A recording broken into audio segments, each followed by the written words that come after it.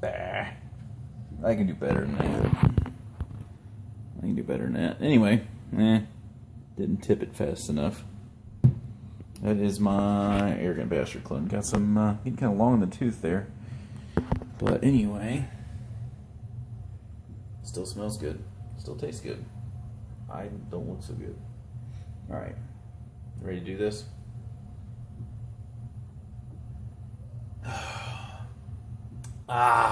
Happy Homebrew Wednesday.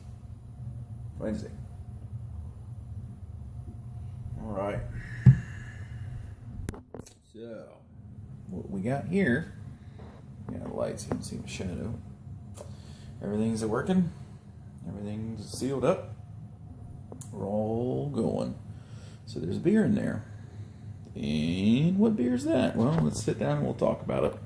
Discuss a few things.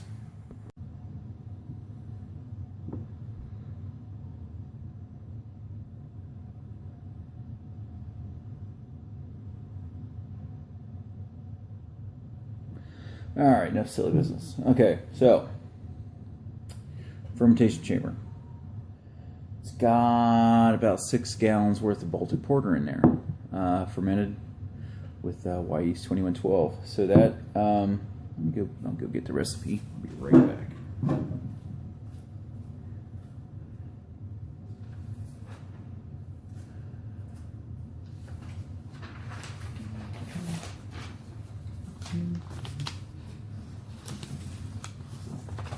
Shazam! All right, so what I've got is 11.5 pounds. Best shot of me all day. 11.5 pounds of 2-row. 2 pounds, 1.7 ounces of Munich. Pound and a half of Cara Munich. 4.2 ounces of chocolate. 4.2 ounces of Special B. 1 ounce of black patent, and 1 ounce of Carafa 3. That's my mash. That's the grist. That's my fermentables. I do add half a pound of molasses. That's 8 ounces of molasses at 15 minutes. Hops, all Galena. Let's see, 0.68 ounces at 60 and 0.45 at 15. So the IBUs on this are only 30 something, I think it is. Let's see, it's somewhere around like 35, something like that. It's not super bad, not a big bitter like Russian Imperial, but it's Baltic Porter with molasses. So yeah, numbers ended up being about 1075, 1074. It's 6.5 gallons or so. Around 6.5 gallons. So yeah, everything went well. So I hit all my numbers, pretty much hit all my numbers Saturday. Had a little talk, hang out with Mr. Mike Dean. That was great, good times. Super nice guy. He and I kicked around some stuff, shoot the shit for a little bit. But yeah, it's good stuff. You know, we're basically on the same schedule. I ended up getting done before him, but it's not a big deal. Roughly takes me about 5 hours to get one batch in, whether it's 5 gallons or 10 gallons, it's about 5 hours. Double batch, it's about 7 hours, something around there. So, or 8 hours or so, just depends, you know. Just depends on how things go, how cleanup works, and if there's any issues. But I'm not really big on double batch guy. So, not double penetration. I don't know about all of that. That's just weird. So yeah, that's kind of where I'm at. The wife's bugging me. She wants me to make her a cranberry Berliner. So I don't know. I want to get a double IPA in here shortly, because that's why I'm drinking this bad boy. Because I think that keg's about done. The arrogant bastard keg's about done. Excuse me. So, yeah. Let me see where this goes. But, that's it, guys. I got some video of my brew day. I got some video of what I woke up to Sunday morning. SS Brewtech brew buckets, awesome stuff. I really, really, really do like those things. But 7 gallons. When I brew a 5-gallon batch, I'm gonna brew more than 5 gallons. I'm gonna put more than 5 gallons in the fermenter. I set up all my efficiencies, everything on Deersmith, so I have 6 gallons or around 6 1/4 gallons or so actually going into primary. So you take that plus a 2-liter starter.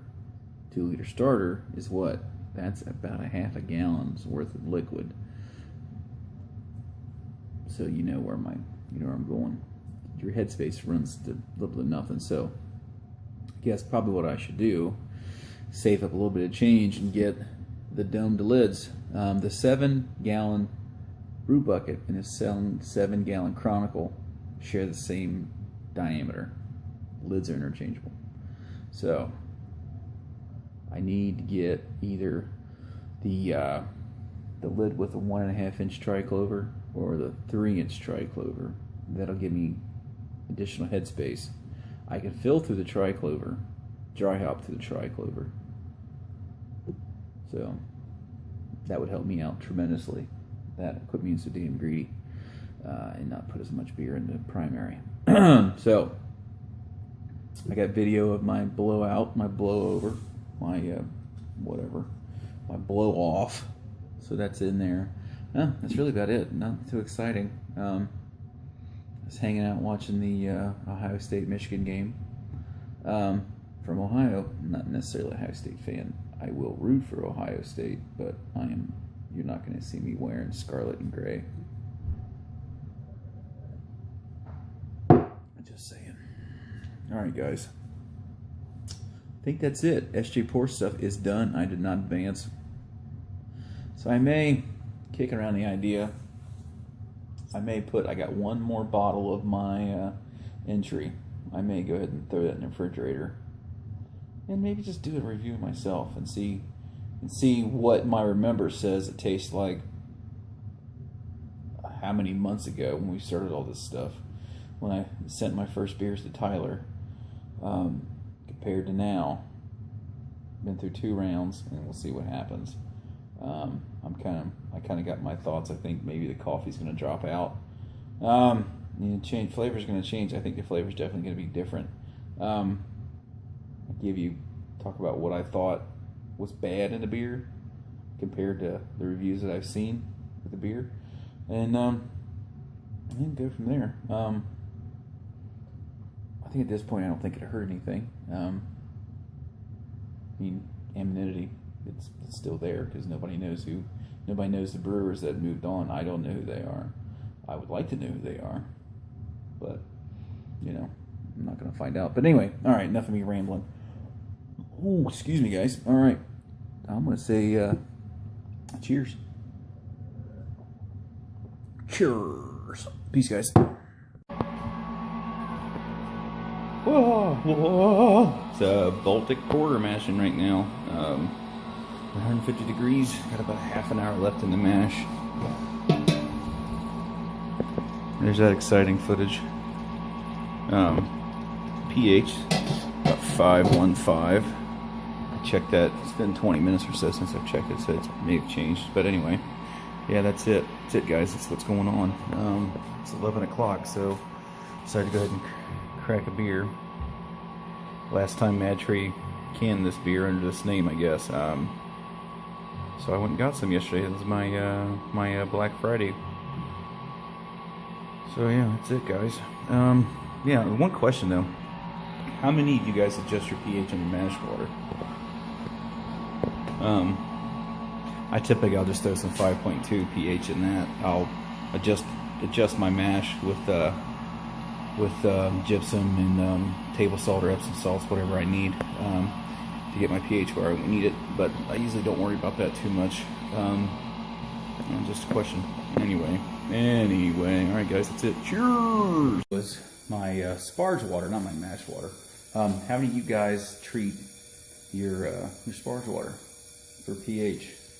Without any pH adjustment, my water's in the 7 range. So I've read about it, read some stuff, and some people say don't worry about it because it's not going to affect the final runnings of your mash. So some people still do it anyway. Just wondering. I usually throw some 5.2 in my hot liquor tank, then just go ahead and go from there. But I've never measured my final runnings pH. Maybe I should do that. But anyway, that's it, guys. All right. Field position they've had. Barrett, option look. Samuel hit in the backfield. Don't. All right. Enough of that. All right. So I'm just about up to a boil here on my Baltic Porter. So I got the mash tun cleaned out. It's outside, dripping, draining, all that good stuff. So yeah. Numbers. Let's see. And about 7 1/4 gallons, close to 7.5 gallons. I got a 1057. So that's right. It's pretty close.